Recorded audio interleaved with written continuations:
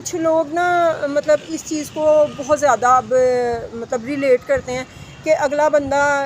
اس کے مطلب ہمارے ساتھ ٹرمز اچھے نہیں ہیں تو شاید اس میں اکڑ ہے، اس میں ایگو ہے، وہ ہمیں بلا نہیں رہا، یا وہ ہم سے بات کم کر رہا ہے، یا وہ ایک سائڈ پہ ہو گیا، یا وہ کنارہ کش ہو گیا۔ تو یہ ایسا کچھ بھی نہیں ہوتا۔ ہر انسان اپنے اندر کوئی نہ کوئی جنگ لڑ رہا ہے اور اس کے اندر کتنی ٹینشنز ہیں، وہ کس سچویشن سے گزرا ہے، کوئی بھی نہیں جانتا اس چیز کو، کوئی بھی نہیں جانتا نا۔ تو جب ایک انسان جس کو اللہ پاک نے آزما لیا نا، اس کو بندوں نے اب کیا آزمانا ہے؟ تو جو اللہ پاک کی آزمائش پہ پورا اتر آئے تو کیا وہ بندوں کے آزمانے پہ پورا اترے گا؟ آپ مجھے خود ہی بتائیں، اس بات کا آپ نے کامنٹ سیکشن میں مجھے ضرور بتانا کہ ایک بندہ اگر ایک کمپنی کو ایوائڈ کر رہا ہے، وہ سوشل نہیں ہو رہا، وہ آپ کے معاملات میں انٹرفیئر نہیں کر رہا، یا اس کو اس چیز سے کوئی لینا دینا